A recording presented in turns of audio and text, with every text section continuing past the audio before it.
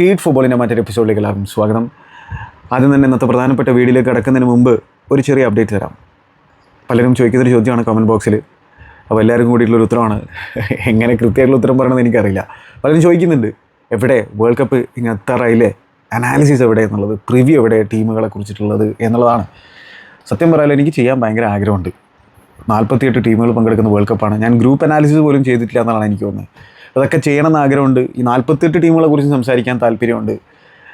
അതിൽ തന്നെ പ്രധാനപ്പെട്ട ടീമുകളെ കുറിച്ച് വളരെ ഡീറ്റെയിൽ ആയിട്ട് നമുക്ക് അനാലിസിസ് നടത്തണം എന്നുള്ള ആഗ്രഹമൊക്കെ ഉണ്ട്. പക്ഷേ ഈ പറഞ്ഞ പോലെ സമയം വലിയൊരു പ്രശ്നമായിട്ട് മാറിയിട്ടുണ്ട്. ഭയങ്കര ജോലിയുടെ കാര്യങ്ങളും അവസ്ഥകളൊക്കെ തന്നെയാണ്. പിന്നെ ഈ പറഞ്ഞ പോലെ അത്ര സുഖമുള്ളൊരു സമയമൊന്നുമല്ലല്ലോ. അപ്പോൾ അതിൻ്റേതായിട്ടുള്ളൊരു മാനസികപരമായിട്ട് നമ്മൾ പൂർണ്ണമായിട്ടും ഇന്നല്ല.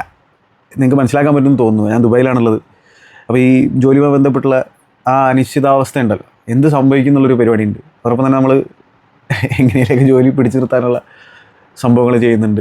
കുടുംബം മറ്റത് മറിച്ചത് ആകെ ഒരു ഒരു ഒരു ഒരു ക്ലിയർ അല്ലാത്തൊരവസ്ഥയാണ്. അപ്പോൾ അതുകൊണ്ട് ഇപ്പോൾ ഈ വീഡിയോ ഇപ്പോൾ ആർസണലിൻ്റെ മത്സരത്തെക്കുറിച്ചാണ് സംസാരിക്കാൻ പോകുന്നത്. ബാഴ്സലോണ ടൈറ്റിൽ അടിച്ചതിനെ കുറിച്ച് സംസാരിക്കണം, എൽ ക്ലാസിക്കോനെ കുറിച്ച് സംസാരിക്കണം. പക്ഷേ ഇതിനൊക്കെ എനിക്ക് സമയം കണ്ടെത്താൻ പറ്റുന്നില്ല എന്നുള്ളതാണ് ഒരു യാഥാർത്ഥ്യമായിട്ടുള്ള കാര്യം. അപ്പോൾ എനിവേ വേൾഡ് കപ്പിന് മുമ്പായിട്ട് അനാലിസും പരിപാടിയും ചെയ്യാൻ തന്നെയാണ് പ്ലാനുള്ളത്. അതേപോലെ തന്നെ വേൾഡ് കപ്പിൻ്റെ സമയത്ത് എങ്ങനെയാണ് ആ മത്സരങ്ങളൊക്കെ ഞാൻ കൈകാര്യം ചെയ്യുക എന്നുള്ളത് എനിക്കൊരു പിടുത്തമില്ല. അപ്പോൾ നോക്കാമെന്നേ ഞാൻ പറയുന്നുള്ളൂ. ഞാൻ ഉറപ്പ് തരുന്നില്ല എന്നുള്ളതാണ്. അപ്പോൾ എനിവേ നമ്മൾ ഈ വീഡിയോയിൽ ഫോക്കസ് ചെയ്യാൻ പോകുന്നത് എൽ ക്ലാസിക്കോനെ കുറിച്ചിട്ടല്ല. അത് മിക്കവാറും നാളെ ആയിരിക്കും ഞാൻ ചെയ്യുക. ആർസണലിൻ്റെ മത്സരത്തെക്കുറിച്ചിട്ടാണ്. പ്രീമിയർ ലീഗിൻ്റെ ടൈറ്റിൽ റേസിൻ്റെയും അതേപോലെ തന്നെ റിലഗേഷൻ റേസിൻ്റെയും ഒരു ഡിസൈഡർ പോലത്തെ ഒരു മത്സരമാണ് ഇന്നലെ നടന്നിട്ടുണ്ടായിരുന്നത് അല്ലേ, വെസ്റ്റ് ഹാമിൻ്റെ ഹോം സ്റ്റേഡിയത്തിൽ. എന്നിട്ട് എന്താണ് സംഭവിച്ചത്? 1-0 എന്നുള്ള സ്കോർ ലൈന് ആർസണൽ വിജയിച്ചിരിക്കുകയാണ്. വളരെ ഇമ്പോർട്ടൻ്റ് ആയിട്ടുള്ള 3 പോയിൻറ്റ്സ്. പക്ഷേ ആ മത്സരവും കൊണ്ടുപോയത് VAR ആണ്. കാരണം VARൻ്റെയും റെഫറിയുടെയും ഡിസിഷൻ തന്നെയാണ് ആ മത്സരത്തിൽ മുഴച്ച് നിന്നിട്ടുണ്ടായിരുന്നത്. എല്ലാവരും ചർച്ച ചെയ്യുന്നത് ആ ഒരു സംഭവത്തെക്കുറിച്ചാണ്. വെസ്റ്റ് ഹാമിൻ്റെ ഈക്വലൈസർ ഗോൾ, ഇഞ്ചുറി ടൈമിൽ സംഭവിച്ചിട്ടുണ്ടായിരുന്ന കാലം വിൽസൻ്റെ ഈക്വലൈസർ ഗോൾ ഡിസലോ ചെയ്തതിനെക്കുറിച്ച് തന്നെയാണ് പ്രധാനപ്പെട്ട ടോക്കിംഗ് പോയിൻ്റായിട്ട് ഇപ്പോൾ ഇങ്ങനെ നിലകൊള്ളുന്നത്. ആർസണൽ ഫാൻസിനെ സംബന്ധിച്ചിടത്തോളം അവർക്ക് അവരുടേതായിട്ടുള്ള ചിന്തകളും കാര്യങ്ങളൊക്കെ ഉണ്ട് ആ ഒരു ഡിസിഷനെ ചൊല്ലി. പക്ഷേ ഇവിടെ പ്രധാനമായിട്ടും ആളുകൾ സംസാരിക്കുന്നത് ആ ഡിസിഷൻ തെറ്റാണോ അല്ലയോ എന്നുള്ളതല്ല എന്നുള്ളതാണ്. പ്രധാനമായിട്ടും റെഫറിമാരുടെ കൺസിസ്റ്റൻസി ഇല്ലായ്മയെക്കുറിച്ചിട്ടാണ് ചർച്ച ചെയ്യുന്നത് എന്നാണ് ആദ്യം തന്നെ എനിക്ക് എടുത്തു പറയാനുള്ളത്. അതാണ് മെയിൻ ടോക്കിംഗ് പോയിൻറ്റ്. ഇത് ആർസണലിനെ കുറിച്ചോ ആർസണൽ ഫാൻ ബേസിനെ കുറിച്ചോ ഒന്നുമല്ല. അതാണ് ആദ്യം മനസ്സിലാക്കേണ്ടതായിട്ടുള്ള സംഭവം. റെഫറിമാർ, അതായത് ഓരോ ടീമിനും ഏതെങ്കിലും തരത്തിലുള്ളൊരു പിക്ചറുമായിട്ട് മുമ്പോട്ടേക്ക് വരാൻ സാധിക്കുന്നതാണ്. അങ്ങനെയാണല്ലോ സാധാരണ ലീഗിൽ സംഭവിക്കാറുള്ളത്. കാരണം നമ്മളിങ്ങനെ തുടക്കത്തിൽ പറയും, അല്ലെങ്കിൽ ഒരു സീസണെ കുറിച്ച് പണ്ടൊക്കെ പറയുന്നൊരു കാര്യം ഉണ്ടായിരുന്നു, VAR ഒക്കെ വരുന്നതിന് മുമ്പ്. അതായത് പിന്നെ റെഫറിങ് ഡിസിഷൻസ് അനുകൂലമായിട്ടും പ്രതികൂലമായിട്ടും ഓരോ ക്ലബിനും സംഭവിക്കുന്ന സാഹചര്യങ്ങൾ ഉണ്ടായിരിക്കും ഒരു സീസണിൽ എന്നുള്ളൊരു സ്റ്റേറ്റ്മെൻറ്റ് നമ്മൾ ഇറക്കാറുണ്ടായിരുന്നു. അപ്പോൾ ഇതിനൊക്കെ അറുതി വരുത്താനും ഇതിലൊക്കെ കാര്യമായിട്ടുള്ള ഇമ്പ്രൂവ്മെൻ്റ് ഒക്കെ വരുത്താൻ വേണ്ടിയിട്ടാണ് ഈ VAR എന്ന് പറയുന്ന സാധനം വന്നിട്ടുണ്ടായിരുന്നു. പക്ഷേ VAR വന്നതോടുകൂടിയിട്ട് അത് കൂടുതൽ സങ്കീർണമാകുന്ന ഒരു സാഹചര്യമാണ് നമ്മൾ കണ്ടുകൊണ്ടിരിക്കുന്നത്. കൂടുതൽ ഡിസ്കഷൻ അതിനെ ചുറ്റിപ്പറ്റിയിട്ടാണ് നടക്കുന്നത് ഓരോ മത്സരത്തെക്കുറിച്ചും. അപ്പോൾ ഇതിൽ തന്നെ പലതിനും നമുക്ക് വ്യക്തമായിട്ടുള്ളൊരു ഉത്തരവില്ല, അവർക്ക് തന്നെ വ്യക്തമായിട്ടുള്ള ഉത്തരവില്ല എന്നുള്ള സാഹചര്യത്തിൽ പിന്നെ ഡിസ്കസ് ചെയ്യുന്ന വെറും കാണികളായിട്ടുള്ള നമുക്ക് ഇതിൽ ഒരുപാട് കൺഫ്യൂഷൻ സാഹചര്യങ്ങൾ ഉണ്ടായിരിക്കുമെന്നുള്ളതാണ്. അപ്പോൾ ഇതിൽ ആധികാരികമായിട്ട് ഒരു ഉത്തരം പറയാൻ ഞാൻ ആളല്ല. മാത്രമല്ല, ഞാൻ മനസ്സിലാക്കുന്നത് കളി കാണുന്ന ആർക്കും ആ രീതിയിൽ ആധികാരികമായിട്ട് ഉത്തരം പറയാൻ പറ്റില്ല എന്നുള്ളതാണ് ഓരോ ഡിസിഷനെ ചുറ്റിപ്പറ്റിയിട്ട്. കാരണം പല തരത്തിലുള്ള സംഭവം നടക്കുന്നത്. പക്ഷേ ഒരു കാര്യമുണ്ട്, ഈ സീസണെ സംബന്ധിച്ചിടത്തോളം ഈ സീസണിൻ്റെ പ്രീമിയർ ലീഗിൽ ഒരു പ്രത്യേകത എന്ന് പറഞ്ഞാൽ ഈ കോർണറുകളിൽ, സെറ്റ് പീസുകളിൽ ഭയങ്കരമായിട്ടുള്ള റെസ്ലിംഗ് മത്സരങ്ങൾ നടക്കാറുണ്ടായിരുന്നു. അപ്പോൾ ഒരു ഫിറ്റിംഗ് ഫിനാലെയാണ് ഈ ഒരു സീസണ് കിട്ടിയിട്ടുള്ളത് എന്നാണ് ഞാൻ മനസ്സിലാക്കുന്നത്. ഈ ഒരു ഡിസിഷൻ, ഈ VAR ഡിസിഷൻ എന്ന് പറഞ്ഞാൽ പ്രീമിയർ ലീഗിൻ്റെ ചരിത്രത്തിൽ തന്നെ ഏറ്റവും പ്രധാനപ്പെട്ട ഡിസിഷനായിട്ട് മാറിയിരിക്കുകയാണ് അല്ലേ. ഏറ്റവും പ്രധാനപ്പെട്ട ഡിസിഷൻ, ഇതുവരെ VAR എടുത്തതിൽ ഏറ്റവും പ്രധാനപ്പെട്ട ഒരു ഡിസിഷനായിട്ട് മാറിയിരിക്കുകയാണ്. അല്ലെങ്കിൽ ഏറ്റവും പ്രധാനപ്പെട്ട ഒന്ന് എന്ന് വേണമെങ്കിലും പറയാൻ പറ്റും, ഇനിയിപ്പോൾ അതിന് ഒരു പ്രശ്നം ഉണ്ടെങ്കിൽ. അപ്പോൾ അങ്ങനെ ഒരു സാഹചര്യത്തിൽ ഈ സീസണിൻ്റെ അല്ലെങ്കിൽ ഈ സീസണെ പലരും ഓർമ്മിക്കാൻ പോകുന്നത് സെറ്റ് പീസുകൾ കൊണ്ടും ലോങ് ത്രോകൾ കൊണ്ടും ആ രീതിയിലുള്ള ഒരു പ്രീമിയർ ലീഗ് സീസണായിട്ടാണല്ലോ. അപ്പോൾ അങ്ങനെയുള്ള ആ ഒരു സീസൺ കിട്ടിയിട്ടുള്ള ഒരു കൃത്യമായിട്ടുള്ളൊരു അവസാനം തന്നെയാണ്. ഇനിയും മത്സരങ്ങൾ ബാക്കിയുണ്ട്. 2 റൗണ്ട് ആർസണൽ ബാക്കിയുണ്ട്, സിറ്റിക്ക് 4 മത്സരങ്ങൾ ബാക്കിയുണ്ട്. എന്താണ് മാത്തമാറ്റിക്കലി ഇപ്പോഴും ടൈറ്റിൽ അവസാനിച്ചിട്ടില്ല. പക്ഷേ ഇതായിരുന്നു ആർസണലിന് മുമ്പിൽ ഉണ്ടായിരുന്ന ഏറ്റവും വലിയ ഒരു ഒബ്സ്റ്റക്കിളായിട്ടുണ്ടായിരുന്ന ഒരു മത്സരം ഉണ്ടായിരുന്ന ഏറ്റവും വലിയ ഒരു ചാലഞ്ചിങ് ആയിട്ടുള്ള മത്സരം ഉണ്ടായിരുന്നത്. ആ മത്സരം ആർസനൽ വിജയിച്ചിരിക്കുകയാണ്. അപ്പോൾ ഇതോടുകൂടിയിട്ട് ആ ടൈറ്റിൽ 2 പതിറ്റാണ്ടുകൾക്ക് ശേഷം ആർസനലിലേക്ക് തിരിച്ചു വരാനുള്ള എല്ലാ സാധ്യതകളും തെളിഞ്ഞു വന്നിരിക്കുകയാണ്. 99% എന്ന രീതിയിലൊക്കെ വേണമെങ്കിൽ നമുക്ക് പറയാൻ പറ്റും. 1% നമുക്ക് തല്ലിക്കെടുത്താൻ സാധിക്കില്ലല്ലോ. വേണമെങ്കിൽ 99 വേണ്ട, 90% എന്നുള്ള രീതിയിലേക്ക് വേണമെങ്കിൽ വെക്കാൻ പറ്റും. പക്ഷേ ആർസനൽ സംബന്ധിച്ചിടത്തോളം അവരുടെ ഏറ്റവും വലിയ ഒബ്സ്റ്റക്കിൾ അവർ മറികടന്നിരിക്കുകയാണ്. വെസ്റ്റ് ഹാം ആണെങ്കിൽ ആ സർവൈവൽ ബാറ്റിന് വേണ്ടിയിട്ട് പൊരുതുന്ന സൈഡിനെതിരെ വളരെ ക്രൂഷ്യലായിട്ട് വിക്ടറി ആർസനൽ നേടിയെടുത്തിരിക്കുകയാണ്. ഇതിൽ തന്നെ ആർസനൽ ഫാൻസ് സംബന്ധിച്ചിടത്തോളം ആ ഒരു കോൺട്രവേഴ്ഷ്യൽ മൊമെൻറ്റിലേക്ക് കടക്കുന്നതിന് മുമ്പ് ഈ മത്സരം അവർ കണ്ടു തീർത്തിട്ടുണ്ടായിരിക്കുക വല്ലാത്തൊരു ഒരു അവസ്ഥയിലായിരിക്കും എന്നാണ് എൻ്റെ ഒരു കാഴ്ചപ്പാട്. അതായത് ട്രൊസാർഡിൻ്റെ ഗോൾ വരുന്നത് തന്നെ വളരെ ലേറ്റ് ആയിട്ടാണ്. അപ്പോൾ ട്രൊസാർഡിൻ്റെ ഗോൾ ഒരിക്കലും ഒരു ആർസനൽ ഫാനും മറക്കാൻ സാധ്യതയില്ല ഇനി അങ്ങോട്ട്. അതേപോലെ തന്നെ ആ ട്രൊസാർഡിൻ്റെ ഗോൾ വരുന്നതിന് 5 മിനിറ്റ് മുമ്പെങ്ങാനുമാണ് ഡേവിഡ് റായയുടെ ആ ഒരു 1v1 സിനാരിയോയിലുള്ള ഭീകരമായിട്ടുള്ള സേവ്. അതായത് അവിടെ ആ ഒരു നിമിഷം ആർസനൽ ഫാൻസിൻ്റെ പലരുടെയും ശ്വാസം നിലച്ചു പോയിട്ടുണ്ടാവും കുറച്ച് സെക്കൻഡുകൾക്ക്. ആ ഒരു മൊമെൻ്റ് എന്നാണ് എൻ്റെ ഒരു കാഴ്ചപ്പാട്. വല്ലാത്തൊരു മൊമെൻ്റ് ആയിരുന്നത്. പക്ഷെ അവിടെ ഡേവിഡ് റായ എൻ്റെ കണ്ണിൽ ഡെക്ലൻ റൈസ് ഫാൻറ്റാസ്റ്റിക് ആയിട്ട് കളിച്ചത് എങ്ങനെയാണ്, അതേപോലെ തന്നെ ഗബ്രിയേൽ ബ്യൂട്ടിഫുള്ളായിട്ട് ഈ സീസൺ കളിച്ചിട്ടുണ്ട്. ഇതൊരു കളക്റ്റീവ് എഫേർട്ടാണ്. ആ സംബന്ധിച്ചുള്ള അവർ ഈ ടൈറ്റിൽ അടിച്ചു കഴിഞ്ഞാൽ ഇതൊരു കളക്റ്റീവ് എഫേർട്ട് തന്നെയാണ്, സംശയമില്ലാത്തൊരു കാര്യമാണ്. കാരണം വെച്ചാൽ അവർ മനോഹരമായിട്ട് ഡിഫെൻഡ് ചെയ്തിട്ടുണ്ട്. അതേപോലെ തന്നെ ഈ പറഞ്ഞ പോലെ സെറ്റ് പീസുകളിൽ അവർ അഡ്വാൻറ്റേജ് എടുത്തിട്ടുണ്ട്. അത് അവർ കൃത്യമായിട്ടും അതിൽ വർക്കൗട്ടും കാര്യങ്ങളും നടത്തിയിട്ടുണ്ട്. അതായത് ചില ഡിസിഷൻസൊക്കെ അവർക്ക് ഫേവറബിളായിട്ട് പോയിട്ടുണ്ട് എന്നുള്ളതൊരു യാഥാർത്ഥ്യമായിട്ടുള്ള സംഭവം തന്നെയാണ്, ഇല്ലയെന്ന് ഞാൻ പറയുന്നില്ല. പക്ഷെ അതോടൊപ്പം തന്നെ ബാക്കിയുള്ളവരെക്കാൾ മികച്ച രീതിയിൽ അത് അലോ ചെയ്യുന്നതുകൊണ്ടാണല്ലോ അവർ ചെയ്യുന്നത്, അല്ലേ? അല്ലാതെ അലോ ചെയ്യാത്തതുകൊണ്ടല്ലല്ലോ. അലോ ചെയ്യുന്ന സാധനമാണല്ലോ അവർ ചെയ്തുകൊണ്ടിരിക്കുന്നത്. അപ്പോൾ അവിടെ അത് റെഫറിമാർ കൺസിഡർ ചെയ്യേണ്ട ഒരു കാര്യമാണ്, PGMOയിൽ കൺസിഡർ ചെയ്യേണ്ട കാര്യമാണ്. എന്താണ് ഇതിൻ്റെ ലിമിറ്റ്, എത്രത്തോളം അലോ ചെയ്യാൻ പറ്റുന്നുള്ളതൊക്കെ. എനിവേ ആ സംബന്ധിച്ചിടത്തോളം അവർ ഭയങ്കര ഓർഗനൈസ്ഡായിട്ട് ഡിഫെൻഡ് ചെയ്യുന്നു. അവർ നല്ല രീതിയിൽ സെറ്റ് പീസുകളിൽ മാക്സിമം അഡ്വാൻറ്റേജ് എടുക്കാൻ ശ്രമിക്കുന്നു. അങ്ങനെ അവരിപ്പോൾ ആ ടൈറ്റിലിൻ്റെ വക്കത്തെത്തിയിരിക്കുകയാണ്. അപ്പോൾ ഇവിടെ ആർസനലിനെ സംബന്ധിച്ചിടത്തോളം അവരുടെ ഈ ഒരു ടൈറ്റിൽ വിന്നിങ് ക്യാമ്പയിനിൽ ഇതൊരു കളക്റ്റീവ് എഫേർട്ടാണെന്ന് പറയുമ്പോഴും ഡേവിഡ് റായാണ് എൻ്റെ പ്ലെയർ ഓഫ് ദി സീസണായിട്ട് ഞാൻ കണക്കാക്കുന്നത്. പല മത്സരങ്ങളിലും വളരെ ഇമ്പോർട്ടൻ്റ് ആയിട്ടുള്ള കോൺട്രിബ്യൂഷൻസ് ഞങ്ങൾ നടത്തിയിട്ടുണ്ട്.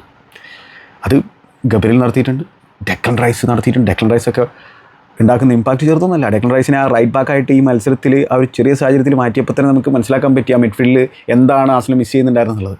ഈ മത്സരത്തിൽ തന്നെ നമുക്കതിൻ്റെ കൃത്യമായിട്ടുള്ള എവിഡൻസ് ഉണ്ടായിരുന്നു. അപ്പോൾ അങ്ങനെയൊക്കെ ആണെങ്കിലും ആ സേവ്, ഈ സേവ് മാത്രമല്ല കേട്ടോ, പക്ഷേ ആ സേവ് ഫ്രെയിം ചെയ്യപ്പെടാനുള്ള എല്ലാ സാധ്യതയുണ്ട്. ആർസനൽ ടൈറ്റിൽ അടിച്ചു കഴിഞ്ഞാൽ ഡേവിഡ് റായുടെ ആ സേവ്, ട്രൊസാർഡിൻ്റെ ഗോള്, ഗബ്രിയേലിൻ്റെ അതിനുശേഷമുള്ള ഒരു ബ്ലോക്ക്, കലം വിൽസൻ്റെ ഷോട്ടിലുള്ള ഗബ്രിയേലിൻ്റെ ബ്ലോക്ക് വാസ് ആബ്സല്യൂട്ട്ലി ബ്രില്യൻറ്റ്. അതിനുശേഷം പിന്നെ എല്ലാവരും ചർച്ച ചെയ്യാൻ പോകുന്നത് ആ ഒരു VARൻ്റെ ഡിസിഷനെ കുറിച്ച് തന്നെ ആയിരിക്കും. അപ്പോൾ എന്താണ് ആ VARൻ്റെ ഡിസിഷൻ, അല്ലേ? കോൺട്രവേഴ്സിനെ കുറിച്ച് സംസാരിക്കാം. അപ്പോൾ മത്സരത്തിന് ഇഞ്ചുറി ടൈമാണ്.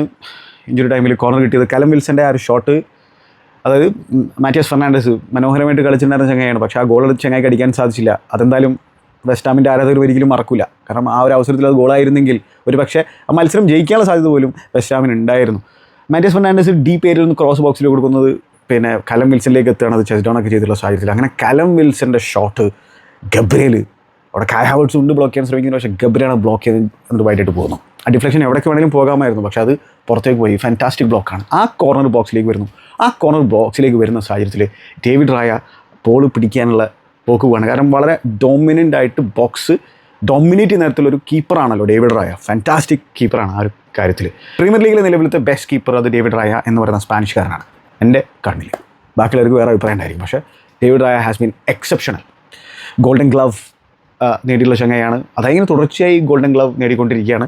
അതിന് കേവലം കീപ്പറിന് മാത്രം ഒരു ക്രെഡിറ്റ് കൊടുക്കേണ്ട കാര്യമല്ല, അത് ഈവൻ ഡിഫൻസിനും കൊടുക്കണം, ഓവറോൾ സ്ട്രക്ചറിനൊക്കെ കൊടുക്കണം. പക്ഷേ അതോടൊപ്പം തന്നെ ഡേവിഡ് റായ ഒരുപാട് സേവുകൾ നടത്തിയിട്ടുണ്ട്. ഈ പറഞ്ഞ പോലെ ക്രോസുകൾ ഹാൻഡിൽ ചെയ്യുന്ന കാര്യത്തിലാണെങ്കിലും ഒരു മികച്ച ചങ്ങായി തന്നെയാണ്. അപ്പോൾ ആ ഒരു അവസരത്തിൽ ആൾ ആ ക്രോസ് ആ ബോക്സിലേക്ക് ആ കോർണർ വരുമ്പോൾ അത് പിടിക്കാൻ ചെന്നതാണ്. പക്ഷേ ആളത് സ്പില്ല് ചെയ്തിട്ടുള്ള സാഹചര്യത്തിൽ സലീബയ്ക്ക് അത് ക്ലിയർ ചെയ്യാൻ പറ്റുന്നില്ല. ബോക്സിനകത്തത് അത് ആളത് തട്ടി മാറ്റുന്നുണ്ട്, പക്ഷേ ചെന്ന് വീഴുന്നത് കാലം വിൽസണിലേക്കാണ്. കാലം വിൽസൻ്റെ അറ്റംപ്റ്റ് അത് ഡെക്ലൻ റൈസ് വലയ്ക്കകത്ത് പോയിട്ടുണ്ട്. അവിടെ നിന്ന് അത് ക്ലിയർ ചെയ്യണം. പക്ഷേ അത് ഗോൾ ലൈൻ ടെക്നോളജിയിൽ അത് ഗോളാണ്. അങ്ങനെ ഗോൾ വിളിക്കുന്നു, റെഫറി ഗോൾ അലോ ചെയ്യുന്നു.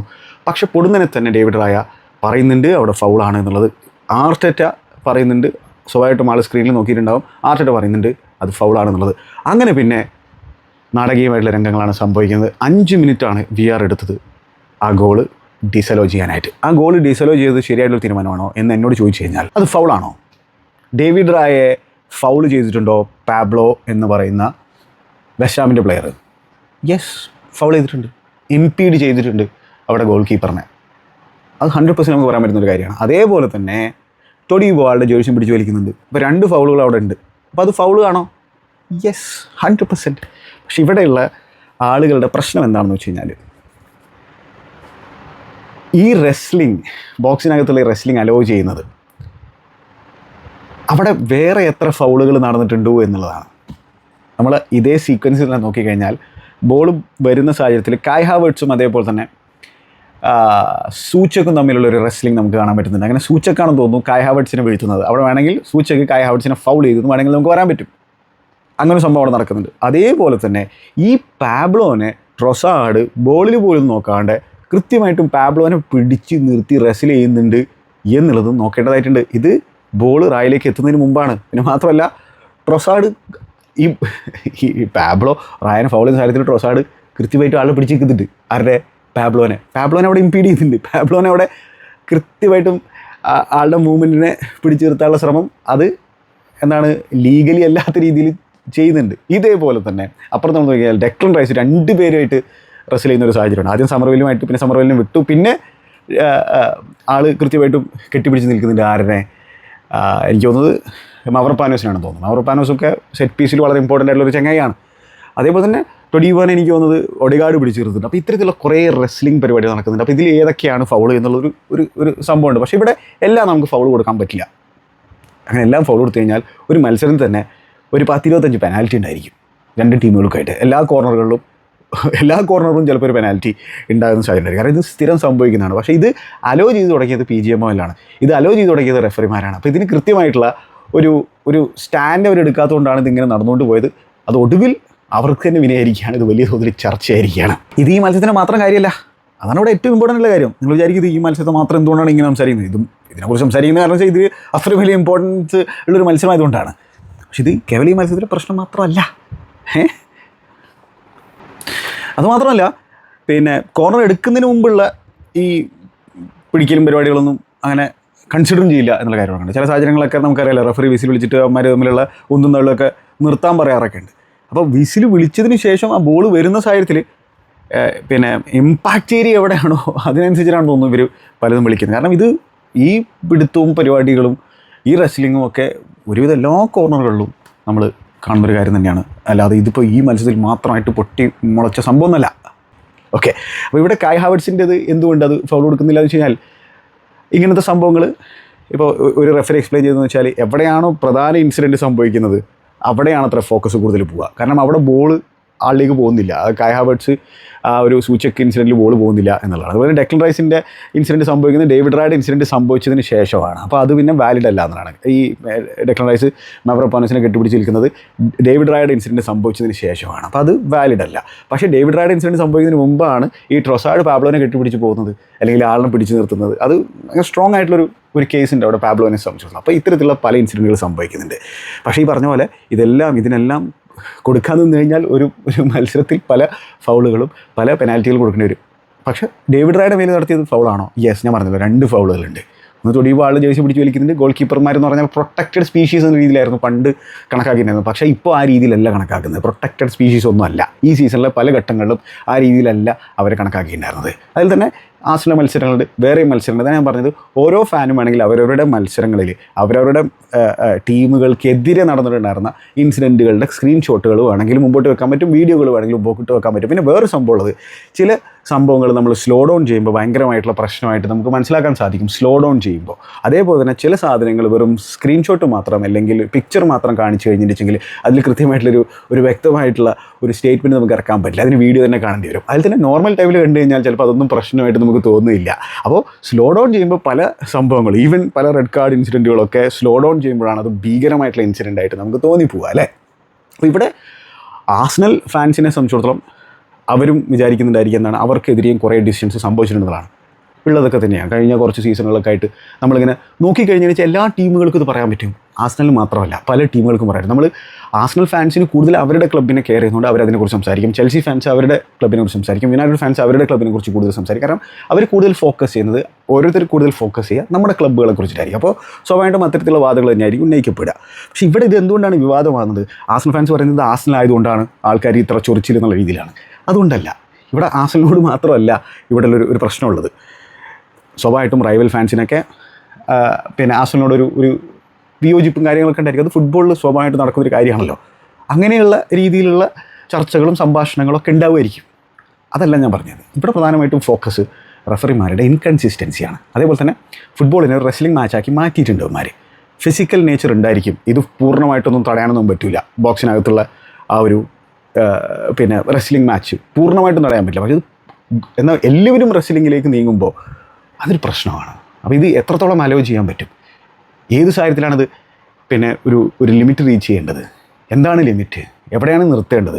ഏത് അലോ ചെയ്യണം, ഏത് അലോ ചെയ്യരുത് എന്നുള്ളതിൻ്റെ കൃത്യമായിട്ടുള്ളൊരു ഒരു ഒരു മാർഗം വേണ്ട, അല്ലെങ്കിൽ കൃത്യമായിട്ടുള്ളൊരു നിർദ്ദേശം കാര്യങ്ങൾ വേണ്ട. അപ്പോൾ ഇവിടെ PGML-നെയാണ് ആളുകൾ, റെഫറിയെയാണ് ആളുകൾ, റെഫറിമാരെയാണ്, റെഫറിയുടെ കൂട്ടങ്ങളെയാണ് ആളുകൾ കൃത്യമായിട്ട് ക്രിട്ടിസൈസ് ചെയ്യുന്നതാണ് എൻ്റെ ഒരു വാദം. അപ്പോൾ കൃത്യമായിട്ടുള്ളൊരു കൺസിസ്റ്റൻറ്റ് നേച്ചർ ഇവിടെ ഇല്ല. അപ്പോൾ നമ്മൾ എക്സാമ്പിളുകളൊക്കെ ആയിട്ട് ആളുകൾ പറയുന്നത് മാഞ്ചസ്റ്റർ യുണൈറ്റഡുമായിട്ടുള്ള ആർസണൽ മത്സരം, അതിൽ പിന്നെ ബെയിൻദീറായിരുന്നു കീപ്പറിൻ്റെ ഒരു ഓർമ്മ. അതിൽ സലീബ, അതായത് ആരാണ് ഗോൾ അടിച്ചത്? കലിഫിയറാണ് ഗോൾ അടിച്ചത്. എന്നാലും സലീബ് അതിൽ ഇംപീഡ് ചെയ്യുന്നുണ്ട് കീപ്പറിനെ.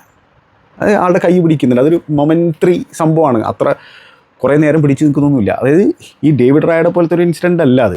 ഡേവിഡ് റായയുടെ ഇൻസിഡൻറ്റിൽ കൃത്യമായിട്ടും കഴുത്ത് ഏരിയയിൽ നമുക്ക് കൃത്യമായിട്ടും ഈ കൈ കാണാൻ പറ്റുന്നത്. അതുപോലെ തന്നെ 2 ഫൗൾ ഉണ്ട് അവിടെ 2 ഫൗൾ ഉണ്ടോ എന്ന് നമുക്ക് പറയാൻ പറ്റില്ല ഈ സലീബയുടെ കേസിൽ. പക്ഷേ സ്റ്റിൽ കീപ്പർമാരെ സംബന്ധിച്ചിടത്തോളം അത്തരത്തിലെ ചെറിയ പിന്നെ തടഞ്ഞു നിർത്തൽ പോലും ഇംപീഡിങ് ആയി തോന്നുന്നില്ല. അപ്പോൾ അത് ഫൗൾ കൊടുക്കേണ്ട ഒരു സംഭവമായിരുന്നു എന്നുള്ളതാണ് ചോദ്യം. ഒരു മാരത്തൺ സീസൺ ആകുമ്പോൾ നമ്മൾ എന്താണ് ഭംഗിവാക്കായിട്ട് ഇപ്പോൾ ഈ മത്സരത്തിൽ VAR റെലഗേഷനും ടൈറ്റിലും ഡിസൈഡ് ചെയ്തു എന്ന് ഹെഡ്ലൈനൊക്കെ നമുക്ക് കൊടുക്കാൻ പറ്റും. ഞാൻ ഈവൻ ഗൾഫ് ന്യൂസിലൊരു ആർട്ടിക്കിൾ എഴുതിയിട്ടുണ്ടായിരുന്നു. അതിൽ ഞാൻ ആ ഹെഡ്ലൈൻ അങ്ങനെ കൊടുത്തത്. കാരണം ആ രീതിയിൽ പൊലിപ്പിച്ചാണ് നമ്മൾ ഹെഡ്ലൈനും കാര്യങ്ങളും കൊടുക്കുക. ഞാൻ മാത്രമല്ല ആ രീതിയിൽ ട്വീറ്റും ചെയ്തിട്ടുണ്ടായിരുന്നു. പക്ഷേ അതിനർത്ഥം ഒരു സീസണിൽ നടന്നിട്ടുള്ള ബാക്കിയുള്ള എല്ലാ മത്സരങ്ങളെയും നമ്മൾ ഇല്ലാണ്ടാക്കി കാണുകയെന്നോ അല്ലെങ്കിൽ അതിൻ്റെ വില കുറച്ച് കാണുക എന്നുള്ളൊരു അർത്ഥമില്ല. അത് ആ രീതിയിൽ നമ്മൾ പുറത്തേക്ക് വെക്കുമ്പോൾ പറയുന്നൊരു കാര്യമാണ്. കാരണം അവിടെ ഡിസൈഡ് ചെയ്തത് VR തന്നെയാണ്. ആ VRൻ്റെ ഡിസിഷൻ ശരിയാണോ തെറ്റാണോ എന്നുള്ളതാണ് പ്രധാനപ്പെട്ട ചോദ്യം. ഡിസിഷൻ നടന്നത് VRൻ്റെ ഭാഗം കൊണ്ട് തന്നെയാണ്. പക്ഷേ ഈ ഒരു മത്സരം കൊണ്ട് മാത്രമാണോ ടൈറ്റിൽ ഡിസൈഡ് ചെയ്യപ്പെട്ടത്? അല്ല. പക്ഷേ ഇതിനൊരു നരേറ്റീവ് ഉണ്ടായിരുന്നത് എന്താണ്? ഇതൊരു ടൈറ്റിൽ ഡിസൈഡർ അല്ലെങ്കിൽ റെലഗേഷൻ ഡിസൈഡർ മത്സരം എന്നുള്ള രീതിയിലായിരുന്നു. അതുകൊണ്ടാണ് ആ രീതിയിൽ ആളുകൾ പറയാം. അപ്പോൾ അത് ഒരു ഹെഡ്ലൈൻ സംഭവമായിട്ടുള്ളൊരു കാര്യമാണ്. അല്ലാതെ അതിനെങ്ങനെ കൂടുതൽ ആഴത്തിൽ ചിന്തിച്ച് സംസാരിക്കേണ്ട കാര്യമില്ല. മനസ്സിലായില്ലേ? അപ്പോൾ എന്താണ് ആ യുണൈറ്റഡുമായിട്ടുള്ള മത്സരം? ഫസ്റ്റ് മത്സരമായിരുന്നു സീസണിലെ ആർസണലിൻ്റെ മത്സരം. ഓൾഡ് ട്രാഫോർഡിലെ ഒരു വിജയം 1-0 വിജയിച്ചത്. അപ്പോൾ അതിലുള്ള ആ ഒരു ഗോൾ എന്ന് പറഞ്ഞു കഴിഞ്ഞാൽ അവിടെ സലീബ ആളുടെ കയ്യിൽ പിടിക്കുന്നുണ്ടല്ലോ. അതെ, സോഫ്റ്റാണ്. പക്ഷെ അവിടെ കീപ്പറിനെ ഇംപീഡ് ചെയ്യുന്നുണ്ട്. ആ ഒരു അവസരത്തിൽ പലരും പറയുന്നുണ്ടായിരുന്നു കീപ്പർ സ്ട്രോങ്ങർ ആവണം, അവിടെ കീപ്പർ ഭയങ്കര വീക്കായിരുന്നു എന്നുള്ള തരത്തിലുള്ള നെഗറ്റീവുകൾ ഈവൻ എനിക്ക് തോന്നുന്നത് യുണൈറ്റഡിൻ്റെ പണ്ഡിറ്റുമാർ പോലും പറഞ്ഞിട്ടുണ്ടായിരുന്നതാണ് എൻ്റെ ഒരു കാഴ്ചപ്പാട്, എൻ്റെ ഓർമ്മ. എനിക്ക് കൃത്യമായിട്ട് ആരൊക്കെ എന്തൊക്കെ പറഞ്ഞു എന്നുള്ളത് കഴിഞ്ഞ ആഴ്ച എന്ത് നടന്നു എന്നുള്ളത് പോലും ചിലപ്പോൾ ചില സാഹചര്യത്തിൽ ഞാൻ മറന്നു ഒരാളാണ്. പിന്നെ അത് റീകോൾ ചെയ്തെടുക്കണം, എന്നാലേ എനിക്കറിയുള്ളൂ. ഭയങ്കര മറവി സംഭവിച്ചുകൊണ്ടിരിക്കുകയാണ് ഇപ്പോൾ. പ്രായമായി തുടങ്ങി, 37 വയസ്സായി. അതിൻ്റെ ആയിരിക്കുമെന്ന് എനിക്കറിയില്ല. അപ്പോൾ ഇങ്ങനത്തെ ഒരു പ്രശ്നമുണ്ട്. മറവിയൊരു പ്രശ്നമാണ് എന്നെ സംബന്ധിച്ചിടത്തോളം. അപ്പോൾ അതുകൊണ്ടാണ് ഞാൻ പലതും നോട്ട് ചെയ്ത് വെക്കുന്നത്. പണ്ടെന്നൊക്കെ പറഞ്ഞാൽ ഞാൻ ഈ ചാനൽ തുടങ്ങിയുള്ള കാര്യത്തിൽ ഞാൻ നോട്ട് പോലും ചെയ്ത് വെക്കാറുണ്ടായിരുന്നില്ല. എനിക്കൊരു ഒരു കളിയുടെ റിവ്യൂ ചെയ്യുമ്പോൾ ഞാനത് ഇങ്ങനെ സീക്വൻസ് ആയിട്ട് എനിക്ക് പറയാൻ പറ്റുമായിരുന്നു. ഇപ്പോൾ എനിക്കൊന്ന് നമ്മളെ മൈൻഡ് ഭയങ്കര സ്വാംപ്ഡ് അല്ലേ, കുറേ കാര്യങ്ങളുണ്ടല്ലോ മനസ്സിൽ, ഇത് മാത്രമല്ലല്ലോ. അപ്പോൾ അതുകൊണ്ടായിരിക്കണം, എനിക്കറിയില്ല. പിന്നെ ഈ പറഞ്ഞാൽ ഈ ലേറ്റ് 30s എത്തുന്നതിൻ്റെ ഒരു പ്രശ്നമായിരിക്കാം, ഒരു പിടുത്തമില്ല. അപ്പോൾ എനിവേ ഇത് അപ്പോൾ അത് ഡിസലോ ചെയ്യാത്തത് ഒരു പ്രശ്നമാണ്. അപ്പോൾ അത് അന്ന് അലോ ചെയ്തപ്പോൾ ആളുകൾ വിചാരിക്കുന്നത് ഓക്കെ, അപ്പോൾ ഇതായിരിക്കും ചിലപ്പോൾ പുതിയ നോം എന്ന രീതിയിലായിരിക്കും. അതേപോലെ തന്നെ ആസ്റ്റൺ വില്ലയ്ക്കെതിരെയുള്ള ആർസണൽ നല്ല രീതിയിൽ വിജയിച്ച മത്സരമാണ്. പക്ഷേ അതിലുള്ള ഓപ്പണിംഗ് ഗോൾ സംഭവിക്കുന്നത് ഗബ്രിയലാണ് ഗോൾ അടിക്കുന്നത്. അതിൽ ഗബ്രിയേൽ എമി മാർട്ടിനസിനെ ഇംപീഡ് ചെയ്തിട്ടുണ്ടോ എന്നുള്ളതാണ് ചോദ്യം. അവിടെ എൽബോ യൂസ് ചെയ്തിട്ടുണ്ടോ എന്നുള്ളതാണ്. അപ്പോൾ അവിടെ ഒരു പൂർണ്ണമായിട്ടും 100% അവിടെ ഒരു ഫൗൾ എന്ന രീതിയിൽ എനിക്ക് പറയാൻ പറ്റില്ല ആ ഗബ്രിയലിൻ്റെ ഇൻസിഡൻറ്റും. പക്ഷേ അവിടെ എന്തുകൊണ്ടാണ് ആൾക്കാർ ഈ വാദങ്ങൾ ഉന്നയിക്കുന്നത് വെച്ചാൽ അവിടെ കീപ്പറിനെ തടയുന്നുണ്ടോ എന്നുള്ളതാണ്, കീപ്പറിനെ ഡിസ്ട്രാക്ട് ചെയ്യുന്നുണ്ടെന്നാണ്. അപ്പോൾ കീപ്പറിനെ എത്രത്തോളം ഡിസ്ട്രാക്ട് ചെയ്യാൻ പാടില്ല, എവിടെയാണ് ലിമിറ്റ്, താനേ പറഞ്ഞല്ലോ. അപ്പോൾ ഈ ഡേവിഡ് റായെ ചെയ്ത പോലെ ചെയ്താൽ മാത്രമാണോ, അല്ലെങ്കിൽ അത്തരത്തിലുള്ളൊരു ക്ലിയർ സംഭവം നടന്നു കഴിഞ്ഞാൽ മാത്രമാണോ ഇംപീഡിങ് എന്ന് പറയുക ഗോളീനെ, അതോ ഏത് രീതിയിലാണ് ഗോളിയെ ഫൗൾ ചെയ്യപ്പെടുക, ഗോളിക്കെതിരെ ഫിസിക്കലാകാൻ പറ്റും, ഗോളിനെ തടഞ്ഞു നിർത്തുന്ന പല സാഹചര്യങ്ങളും ആർസണൽ സെറ്റ് പീസ് റൂട്ടീനിൽ ഉണ്ടായിരുന്ന ഒരു കാര്യം തന്നെയാണ്. ഇതിൽ തന്നെ ഒട്ടുമിക്ക ഗോളുകളും അവർ ലീഗലായിട്ടൊക്കെ തന്നെ അടിച്ചിട്ടുള്ളത്. അല്ലാതെ എല്ലാവരുടെ ഗോളുകളെയും അങ്ങനെ മോശമാക്കി ചിത്രീകരിക്കാനൊന്നും ഞാൻ നിൽക്കില്ല. എൻ്റെ ഓർമ്മയിലുള്ള ഗോളുകൾ കേട്ടോ. പിന്നെ ഈ പറഞ്ഞ പോലെ ഇപ്പോൾ ഈ ഇന്നലത്തെ ഇൻസിഡൻറ്റ് മുതൽ കുറേ സംഭവങ്ങൾ നമ്മൾ ട്വിറ്ററിലൊക്കെ കാണുന്നുണ്ടല്ലോ. ഞാൻ എല്ലാം എടുത്ത് പറയാനൊന്നും ഉദ്ദേശിക്കുന്നില്ല, പക്ഷേ സ്റ്റേറ്റ്മെൻറ്റ് ഇത്രയേ ഉള്ളൂ. അതായത് ഇത് ആർസണലിൻ്റെ പ്രശ്നമായിട്ട് ഞാൻ കണക്കാക്കുന്നില്ല. ഇത് അലോ ചെയ്യുന്നത് ആരാണ് എന്നുള്ളതാണ്. പണ്ട് ഞാൻ പറഞ്ഞല്ലോ, പ്രൊട്ടക്റ്റഡ് സ്പീഷീസ് എന്ന രീതിയിൽ കണക്കാക്കിയിട്ടുണ്ടായിരുന്ന ഗോൾ കീപ്പർമാരെ തൊട്ടാ ഫൗളായിരുന്നു, ഏത് രീതിയിൽ തൊട്ടാലും. പക്ഷേ ഈ സീസണിൽ പല മത്സരങ്ങളും ആ രീതിയിലല്ല, തൊട്ടാ ഫൗളായിരുന്നില്ല. അവരെങ്ങനെ ഗോൾ കീപ്പറുടെ ചുറ്റിലും പ്ലേയേഴ്സിൽ നിന്ന് അവരെ അനങ്ങാൻ പറ്റാത്ത രീതിയിൽ മാറ്റുന്നു, എന്നിട്ട് കൃത്യമായിട്ടുള്ള കോൺടാക്റ്റും കാര്യങ്ങളൊക്കെ അവർക്കെതിരെ നടത്തുന്നുണ്ടായിരുന്നു. അവരെ ചാടാൻ അനുവദിക്കാത്ത സാഹചര്യങ്ങൾ, അല്ലെങ്കിൽ മൂവ് ചെയ്യാൻ അനുവദിക്കാത്ത സാഹചര്യങ്ങളൊക്കെ ഉണ്ടായിരുന്നു. പക്ഷേ അതൊക്കെ അലോ ചെയ്യുന്നു, പിന്നെ ചിലത് പിന്നെ അലോ ചെയ്യുന്നില്ല. അപ്പോൾ അവിടെയാണ് ആ ഒരു കൺസിസ്റ്റൻസിയുടെ ഗ്യാപ്പ് വരുന്നത്. അപ്പോൾ ഇതിൽ കൃത്യമായിട്ടൊരു റൂൾ ചേഞ്ച് അടുത്ത സീസൺ മുതൽ വരും എന്ന് തന്നെയാണ് ഞാൻ മനസ്സിലാക്കുന്നത്. എന്നാലും ഇത്തവണ അതിൻ്റെ മാക്സിമം അഡ്വാൻറ്റേജ് എടുത്ത ക്ലബ്ബുകളുണ്ട്, അല്ലാത്ത ക്ലബ്ബുകളുണ്ട്. ഈ മൊത്തത്തിലുള്ള റെസ്ലിംഗ് പരിപാടി നിർത്തേണ്ടി വരും. അതായത് കോൺടാക്റ്റ് ഉണ്ടായിരിക്കും, ഫിസിക്കലായിരിക്കും. ഇതൊക്കെ പണ്ടുള്ളത് തന്നെയാണ്. പണ്ട് നമ്മൾ പ്രീമിയർ ലീഗ് കാണുമ്പോൾ അല്ലെങ്കിൽ ഫുട്ബോൾ കാണുമ്പോൾ ജനറലായിട്ട് കാണുന്ന ഒരു കാര്യം തന്നെയാണ്. പക്ഷേ ഇത് ഭയങ്കരമായിട്ട് കൂടിയിട്ടുണ്ട് എന്നുള്ളതാണ്.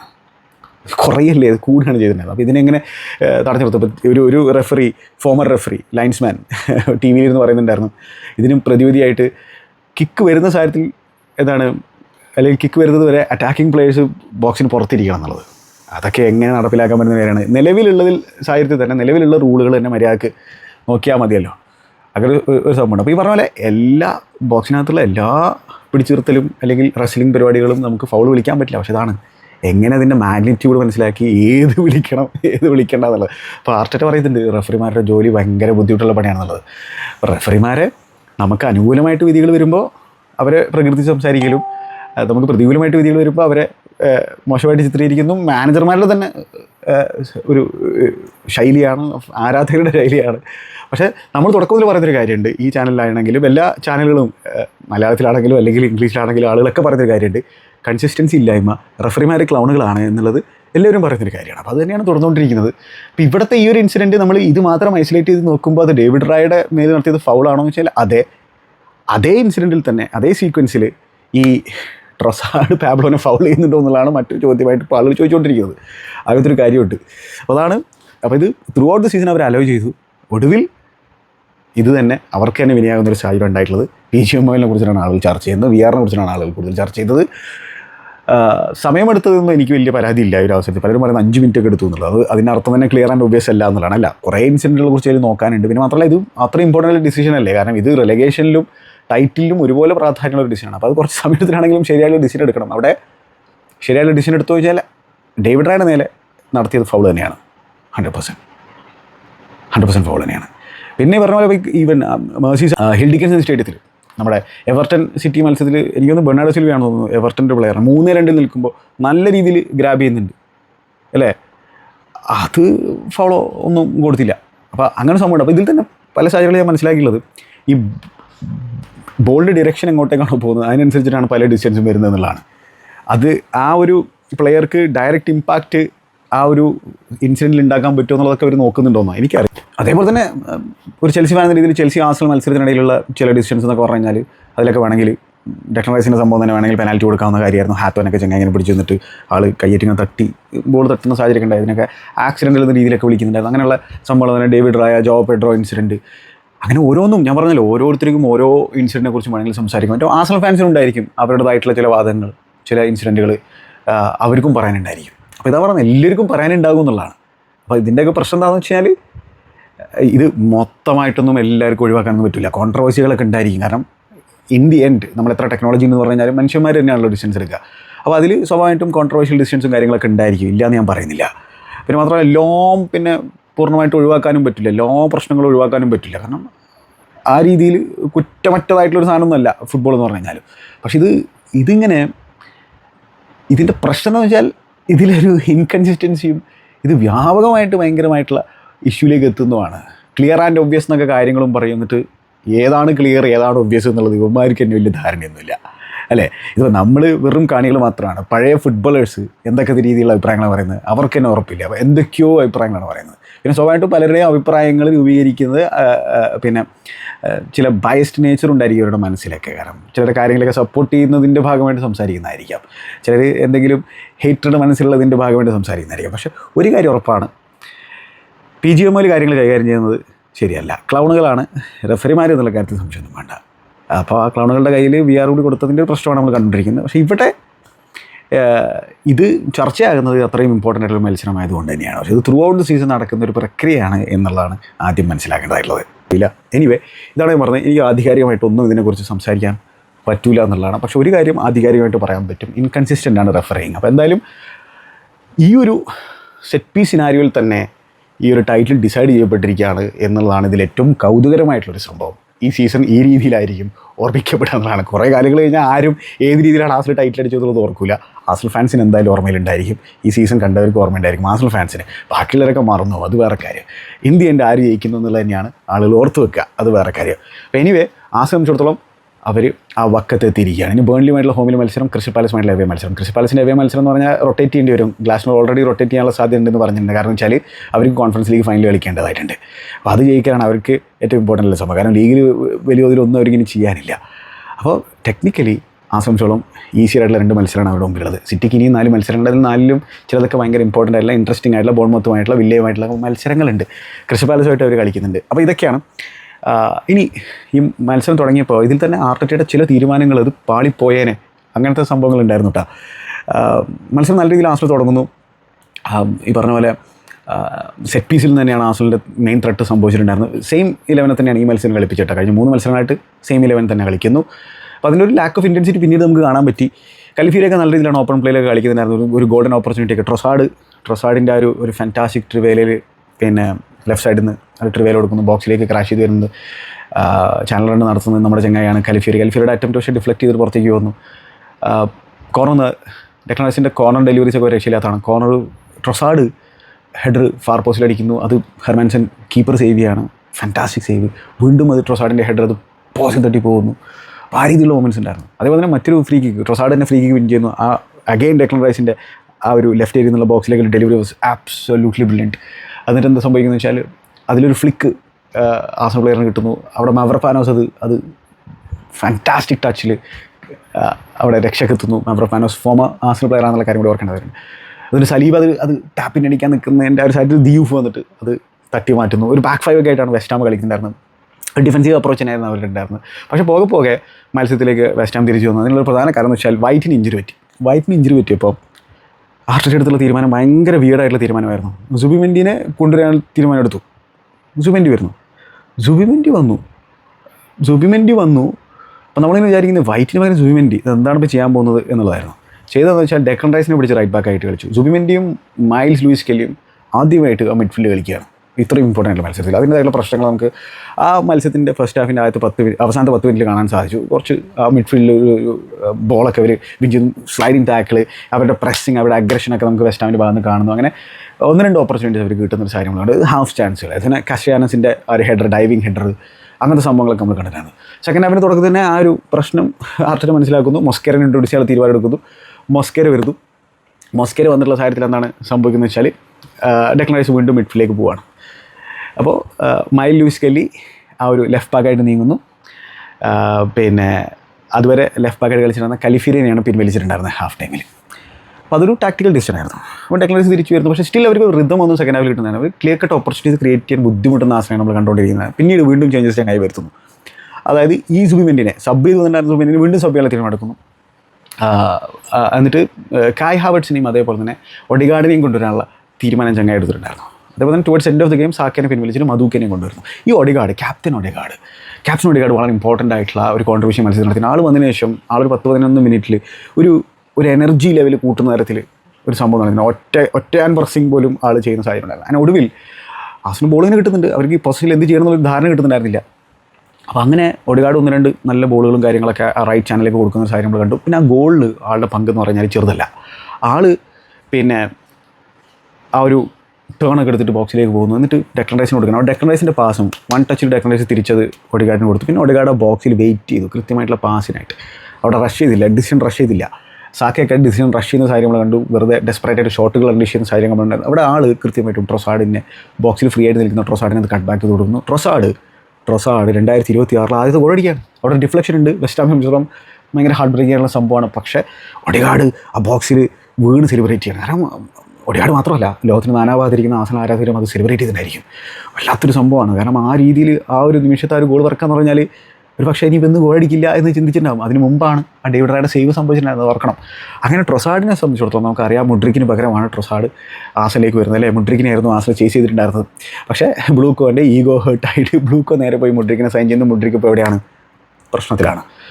ഫുട്ബോൾ പോലും കളിക്കാൻ പറ്റാത്തൊരു സാഹചര്യമാണ്. ട്രൊസാഡ് ഇപ്പോൾ ആ ടൈറ്റിൽ റേസിലെ ടൈറ്റിൽ ഡിസൈഡർ എന്ന രീതിയിൽ കണക്കാക്കുന്ന മത്സരത്തിൽ ഗോൾ അടിച്ചിരിക്കുകയാണ്. വിന്നിങ് ഗോൾ അടിച്ചിരിക്കുകയാണ്. ആൾ 10-25 മത്സരങ്ങളായി ഗോൾ അടിച്ചിട്ട് അപ്പോൾ കൃത്യസമയത്ത് ഒരു ഗോൾ അടിച്ചിരിക്കുകയാണ്.